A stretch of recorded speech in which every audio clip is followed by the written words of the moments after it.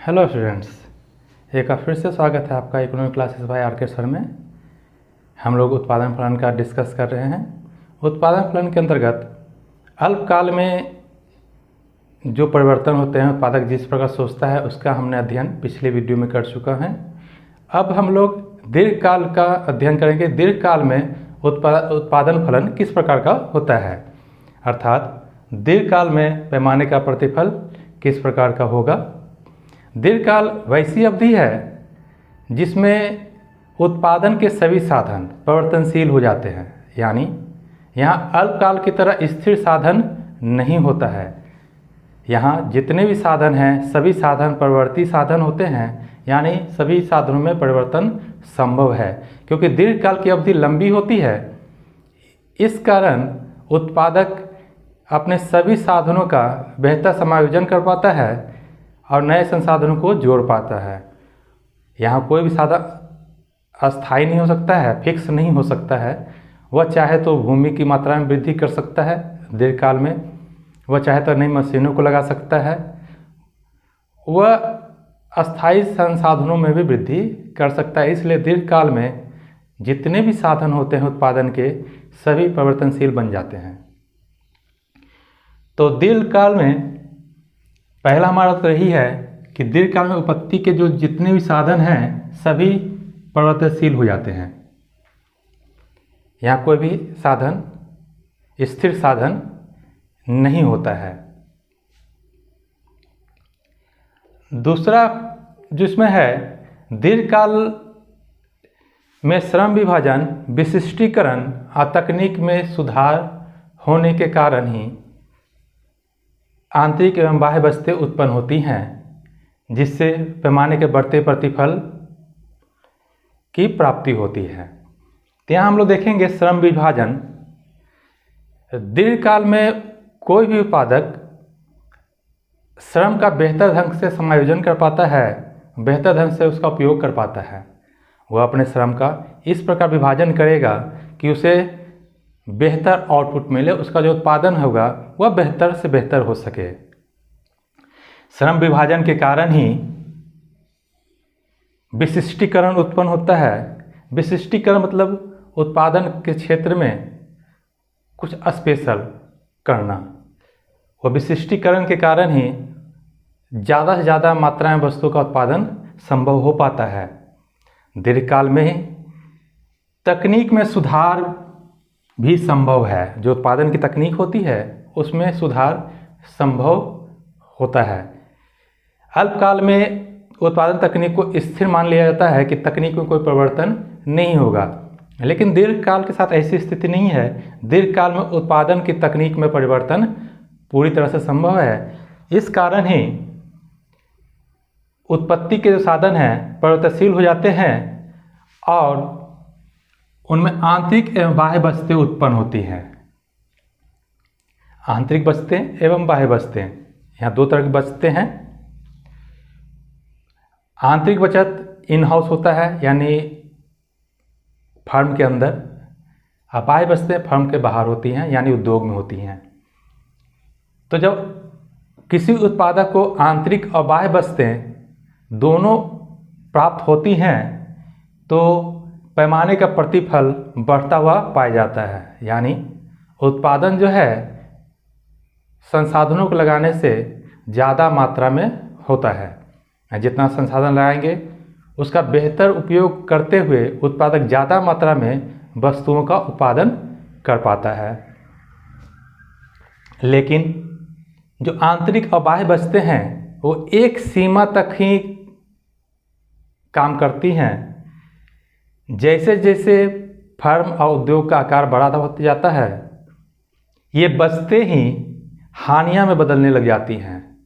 यानी आंतरिक बचत जो है वह अब हानि में बदल जाएगी, उस तरह बाह्य वस्तुएं भी हैं हानि में बदल जाएंगी। जब ये दोनों जब वस्तुएं हानियों में बदलने लगती हैं तो पैमाने का ह्रासमान प्रतिफल का नियम लागू होने लगता है। यानी जो उत्पादन है वह गिरने लगता है। जैसे संसाधन लगाएंगे लेकिन उससे बेहतर उत्पादन हमें प्राप्त नहीं हो पाता है। तो इस प्रकार हम देखेंगे कि दीर्घकाल में आंतरिक बचत और बाह्य बचत के कारण पहले पैमाने का बढ़ते प्रतिफल का नियम लागू होता है, उसके बाद आंतरिक और बाह्य हानियों के कारण पैमाने के ह्रासमान प्रतिफल का नियम लागू होने लगता है। तो पैमाने की बचतों को देखेंगे हम लोग। पैमाने की बचतें आखिर होती क्या हैं? पैमाने की बचतें जो हैं दो प्रकार की हैं, जो ऊपर हमने देखा, एक आंतरिक बचत, दूसरा बाह्य बचत। आंतरिक बचत व्यक्तिगत फर्म के लिए होता है, यानी एक फर्म के लिए होता है। एक फर्म जब अपना विस्तार करता है, यहाँ व्यक्तिगत फर्म है, जब एक फर्म, एक उत्पादक जब अपने फर्म का विस्तार करता है तो उसे श्रम विभाजन एवं उसके विशिष्टीकरण के कारण आंतरिक बचतों की प्राप्ति होती है, यानी वह अपने संसाधनों का बेहतर ढंग से उपयोग कर पाता है। बेहतर ढंग से उपयोग करने के कारण वह उत्पादन को तेजी से बढ़ा पाता है। उत्पादन बढ़ने के कारण उसे लाभ की प्राप्ति होती है। उसी प्रकार दूसरा पॉइंट है बाह्य बचत। बाह्य बचत उद्योग के लिए होता है। उद्योग में यानी एक पूरा उद्योग क्षेत्र, जैसे लौह उद्योग, कोयला उद्योग। यहाँ उद्योग के अंतर्गत बहुत सारी फर्में शामिल होती हैं। एक व्यक्तिगत फर्म नहीं, बहुत सारी व्यक्तिगत फर्मों को जोड़ दिया जाए तो उद्योग का निर्माण होता है। जैसे यदि एक चीनी मिल की बात करें तो वह व्यक्तिगत फर्म है, लेकिन जब देश की सभी चीनी मिलों की बात करेंगे तो वह चीनी उद्योग बन जाएगा। तो उद्योग के में जब विस्तार होता है, यानी जब पूरा उद्योग ही आगे की ओर बढ़ेगा, उसका विस्तार होगा उसमें, तो उसमें भी बाह्य बचत उत्पन्न होती है।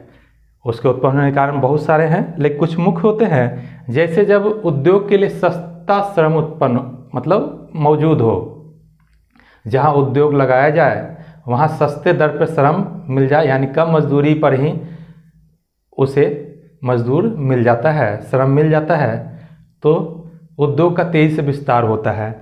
यदि कच्चे माल की उपलब्धता आसानी से होती है, वैसे हम जानते हैं कि किसी भी फर्म या उद्योग को लगाने के लिए कच्चे माल की आसानी से उपलब्धता होनी आवश्यक है। यानी जहाँ कच्चे माल की उपलब्धता आसानी से हो रही है और कम कीमत पे हो रही है, तो वहाँ उद्योग के विस्तार का पूरी संभावना रहती है, वहाँ वह फायदेमंद होता है। वहाँ उद्योग के अंतर्गत कई सारी छोटी छोटी फर्में बनाई जाती हैं, कई सारी छोटी छोटी कारखाने, इंडस्ट्री बनाई जाती है। तो पूरा जो उद्योग रहेगा उसमें सभी फर्में शामिल हैं। उसी प्रकार सस्ते दर पर साख की उपलब्धता हो तो उद्योग का तेजी से विस्तार होता है। यानी उद्योग को अपने काम के लिए यदि आसान कम दर पर ऋण उपलब्ध हो जा रहा है वित्तीय संस्थाओं के द्वारा या किसी और साधनों द्वारा, तो वहाँ उद्योग का विस्तार होगा। जब उद्योग का विस्तार होता है इन कारणों से, जब कच्चे माल आसानी से मिल जाए, सस्ता श्रम हो, सस्ती साख मिल रही हो, उसे सस्ते दर पर साख मिल रही हो, तो उद्योग को बचत होती है। उद्योग का बचत होने का मतलब है सभी फर्मों को बचतें होती हैं। यानी आंतरिक और बाह्य बचतें जब दोनों प्राप्त हो रही हो तो उत्पादक को पैमाने का बढ़ते प्रतिफल की प्राप्ति होती है, यानी उत्पादन उससे ज़्यादा होगा कम लागत पर। इसी प्रकार जब बचतों के द्वारा उत्पादक अपना उत्पादन बढ़ाते चला जाता है, यानी यहाँ विस्तार है, एक व्यक्तिगत फर्म यानी एक छोटा सा उत्पादक अपने फर्म का विस्तार करते जाता है क्योंकि उसे लाभ हो रहा था आंतरिक और बाह्य बचतों के कारण, तो अपने फर्म का विस्तार करेगा। उसी प्रकार सभी फर्म मिला के जब उद्योग बनेगा तो उद्योग का विस्तार होगा। तो जैसे जैसे फर्म और उद्योग का विस्तार होते जाता है, उसी विस्तार के कारण धीरे धीरे जो बचतें हैं वह हानियों में बदलने लग जाती हैं। यानी बचत जो है वह हानि में बदल जाएगी। आंतरिक बचत आंतरिक हानि में और बाह्य बचत बाह्य हानि में। तो जब उद्योग और फर्म को आंतरिक हानि और बाह्य हानि होने लग जाती है तो पैमाने का ह्रासमान प्रतिफल उत्पन्न होने लग जाता है। ये हमारा दीर्घकालीन उत्पादन फलन है। इसे हम लोग ग्राफ के जरिए भी विस्तार पूर्वक देखेंगे।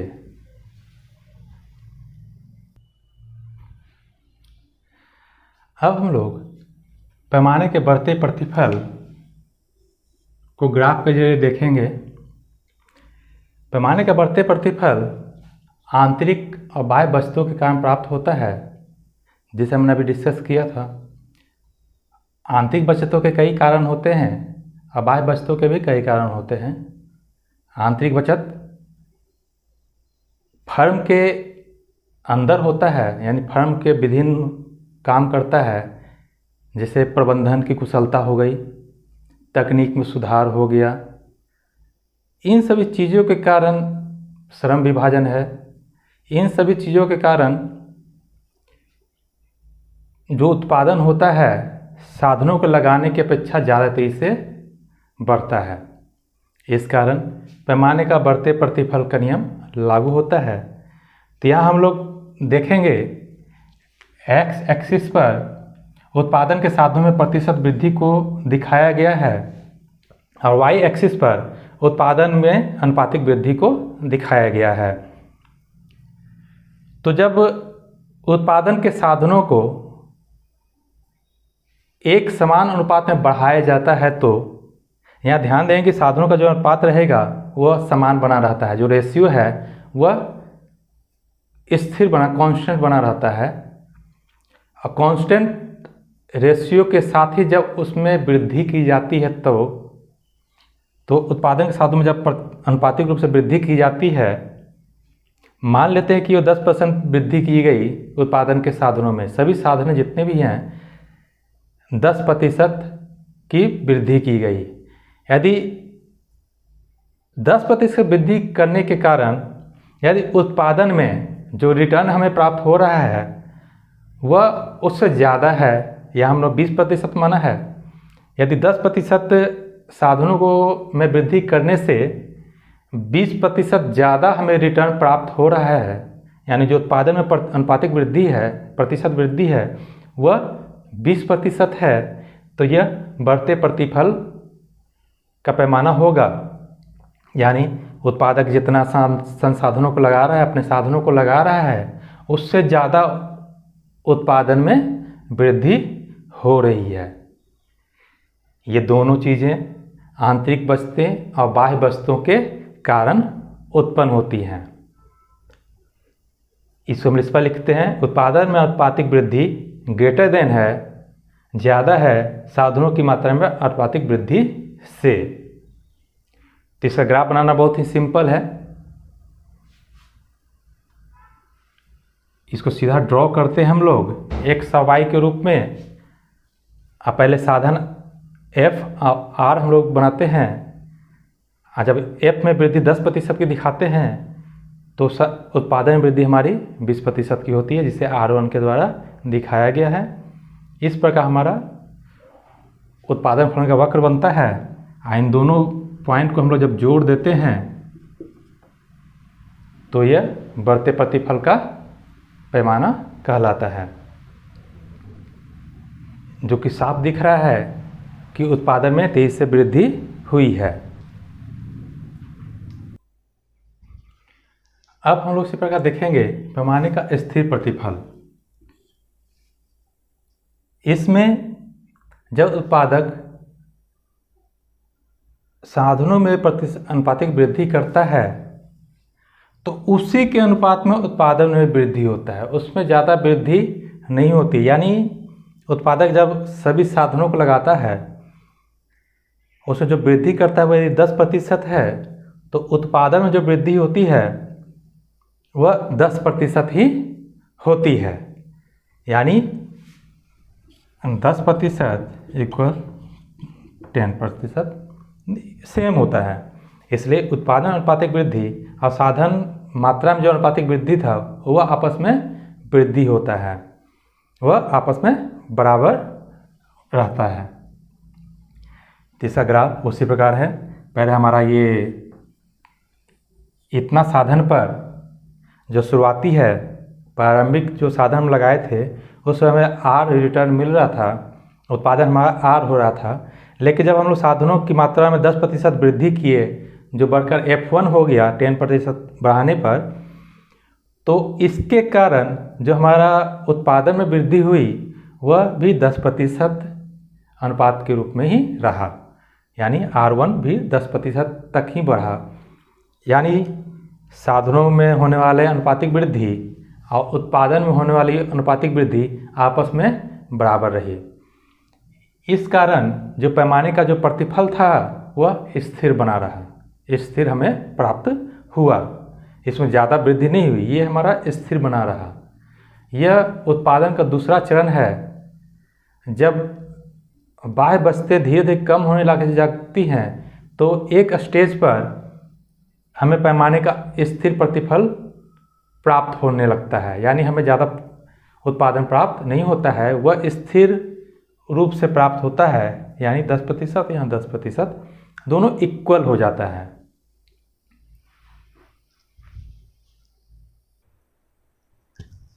अब हम लोग पैमाने के घटते प्रतिफल का अध्ययन करेंगे।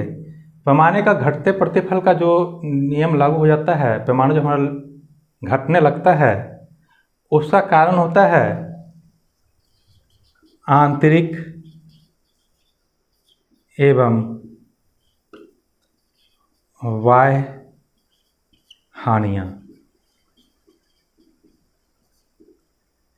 जैसे जैसे एक व्यक्तिगत फर्म अपना विस्तार करते जाता है उसका आकार बड़ा होते जाता है। एक फर्म का आकार बड़ा होने के कारण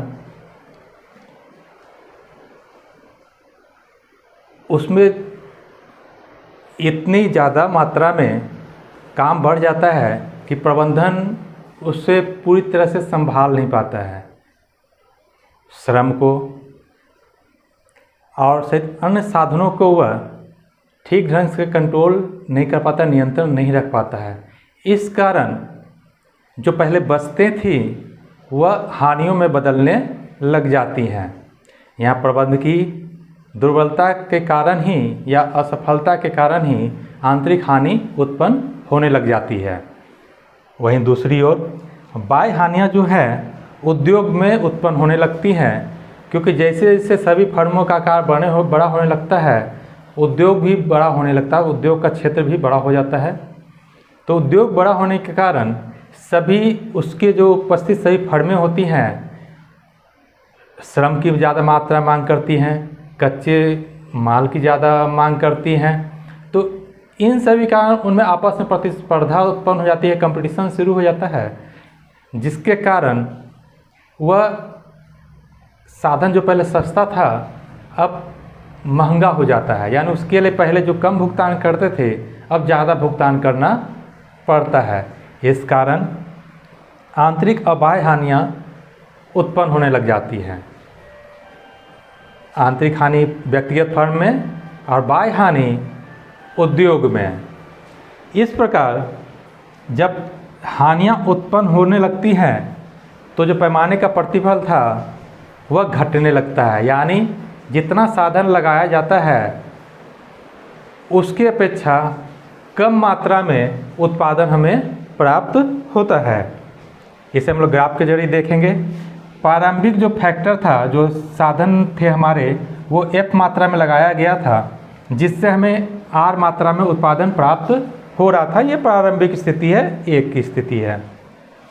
जब उत्पादक F से F1 की वृद्धि करता है, यानी सभी साधनों में अनुपातिक रूप से वृद्धि करता है, तो उत्पादन जो उसे प्राप्त होता है उसकी अपेक्षा कम होता है। यानी साधनों में जब 20% की वृद्धि की जाती है तो जो उत्पादन में वृद्धि होती है, उसके रिटर्न में वृद्धि होती है, वह 10% ही होती है, यानी कम होती है। यहाँ पे हम लोग ध्यान रखेंगे जो साधन अनुपात है, जो फैक्टर रेशियो है, वह समान बना रहता है, उसको हम लोग बदलते नहीं हैं। साधन अनुपात समान बना रहने पर ही जब हम लोग साधनों की अनुपातिक वृद्धि करते हैं तो हमें जो रिटर्न प्राप्त होता है, प्रतिफल जो होता प्राप्त होता है, वह कम प्रतिफल प्राप्त होता है। इस कारण हमें घटते प्रतिफल की प्राप्ति होती है और पैमाना घटता प्रतिफल का नियम लागू होता है। इसमें उत्पादन की अनुपातिक वृद्धि साधन अनुपातिक वृद्धि से कम होती है, जिसे हम लोग इस प्रकार से लिख सकते हैं। तो ये हमारा दीर्घकाल में उत्पादन का पैमाना है कि उसमें किस प्रकार रिटर्न हमें प्राप्त होता है। पैमाने का बढ़ता प्रतिफल, पैमाने का स्थिर प्रतिफल और पैमाने का घटता प्रतिफल। इन तीनों रूपों को हमने ग्राफ के द्वारा देख लिया है। अब हम लोग देखेंगे कि दीर्घकाल और अल्पकाल में क्या अंतर पाया जाता है पैमाने का प्रतिफल में।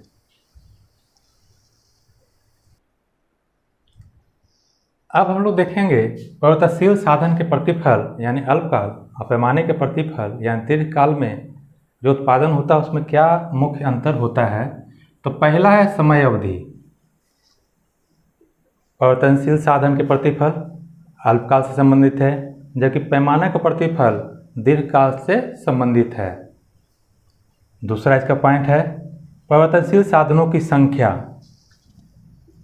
हम लोग जान चुके हैं कि परिवर्तनशील साधन के प्रतिफल में यानी अल्पकाल में हम एक साधन में परिवर्तन करते हैं, एक साधन की मात्रा में परिवर्तन करते हैं और अन्य साधनों को स्थिर बनाए रखते हैं। यानी कुछ साधन स्थिर बने रहते हैं और एक साधन परिवर्तनशील बन जाता है।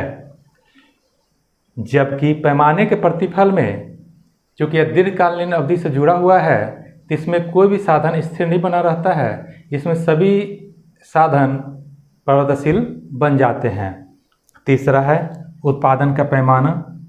अल्पकाल में परिवर्तनशील साधन के प्रतिफल में उत्पादन के पैमाने में परिवर्तन नहीं होता है, जबकि दीर्घकाल में पैमाने के प्रतिफल में उत्पादन का पैमाना में ही परिवर्तन संभव हो जाता है, वह पैमाना में बदलाव आता है। और चौथा पॉइंट है साधन अनुपात। परिवर्तनशील साधन के प्रतिफल में यानी अल्पकाल में साधन का अनुपात जो है वह बदल जाता है, जबकि पैमाने के प्रतिफल में विभिन्न साधनों का जो अनुपात होता है, उसका जो रेशियो होता है, वह एक अनुपात में ही होता है, एक समान बना रहता है। यानी जब भी हम उत्पादन करेंगे तो उत्पादन के सभी साधनों में जो वृद्धि होगी वह एक अनुपात में, एक रेशियो में वृद्धि करते हैं। जबकि परिवर्तनशील साधन के प्रतिफल में हम एक ही साधन में वृद्धि करते हैं, इसलिए अनुपात साधन के जो लगाते हैं हम लोग उत्पादन में, उसका अनुपात में एक जैसी वृद्धि नहीं हो पाती, क्योंकि कुछ साधन स्थिर बने रहते हैं और एक साधन में परिवर्तन होता है। इसलिए रेशियो जो है वो एक समान इसके अंतर्गत नहीं बना रह सकता है, जबकि पैमाने के प्रतिफल में जो अनुपात है वह एक समान बना रहता है। तो आशा करते हैं कि आप दीर्घकाल में पैमाने का प्रतिफल को समझ चुके होंगे। तो आप वीडियो को देखें और अपने सुझाव जरूर दें, अपने कमेंट को जरूर शेयर करें। धन्यवाद।